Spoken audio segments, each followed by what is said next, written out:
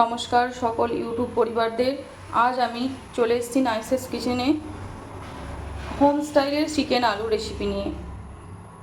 এখানে নিয়ে নিয়েছি হাফ কিলো চিকেন, পরিমাণ মতো আলু, পরিমাণ মতো পেঁয়াজ, তেজপাতা, নুন, সরষের তেল, এলাইচি, দারচিনি, লং, এই চামচের 3 চামচ জিরে গুঁড়ো, 2 চামচ ধনে গুঁড়ো,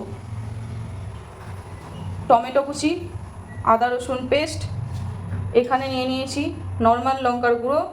এবার আমি গ্যাস অন করব, বসিয়ে দেবো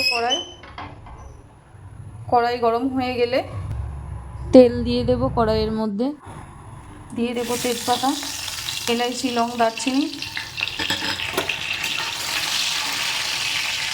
এবার দিয়ে দেবো কেটে রাখা পেঁয়াজ। ভালো করে নাড়িয়ে চাড়িয়ে একদম পেঁয়াজটাকে ব্রাউন কালারে আনবো।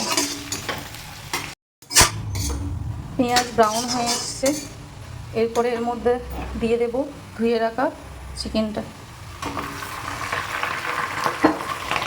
খুব ভালো করে নাড়িয়ে চাড়িয়ে চিকেনের জলটা একদম শুকিয়ে নেব।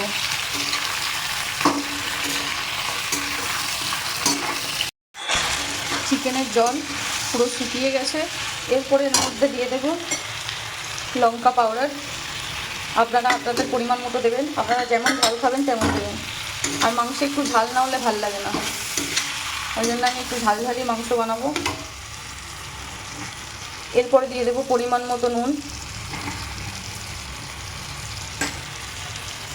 দিয়ে দেব জিরে ধনে, দিয়ে দেব আদা রসুনের পেস্ট। খুব ভালো করে নাড়িয়ে চাড়িয়ে এটাকে কষাবো অল্প জল দিয়ে। এখানে দিয়ে দেবো পরিমাণ মতো জল, একদম অল্প পরিমাণ জল দিয়ে দিয়ে মাংসটাকে খুব ভালো করে কষিয়ে নেব।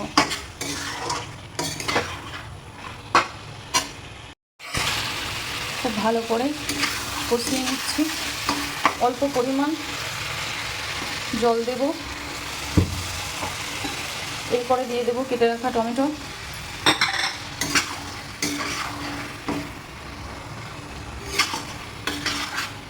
দিয়ে ভালো করে এটাকে 5 মিনিট ঢেকে দেব।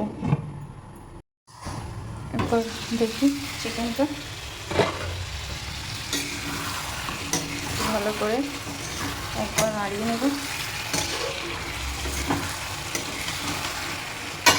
এর মধ্যে দিয়ে দেব কেটে রাখা আলু, দিয়ে দেব অল্প পরিমাণ জল। খুব ভালো করে মাংসটাকে কষিয়ে নেব।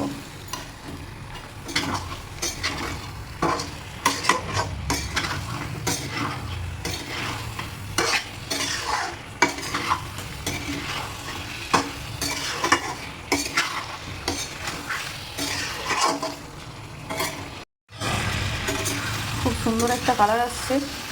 এরপর আলুটাকে এত সুন্দর করে কষাতে হবে যাতে আলুটা কাঁচা বোঝা না যায়। আরও কিছুক্ষণ আমি কষবো।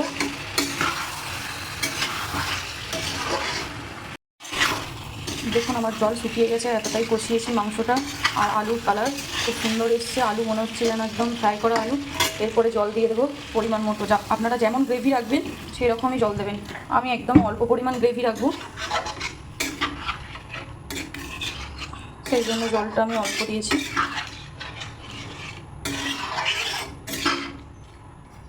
এরপরে এটাকে ঢেকে 10 মিনিট আলু আর মাংস দুটোই সিদ্ধ হতে রেখে দেবো। ফিরে আসবো 10 মিনিট পর। ফিরে এসেছি 10 মিনিট পর, মাংস রেডি।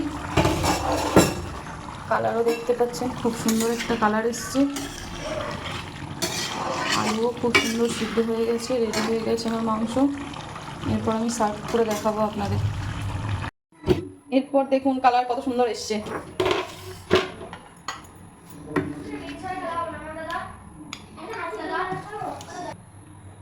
খুব সুন্দর কালার এসছে।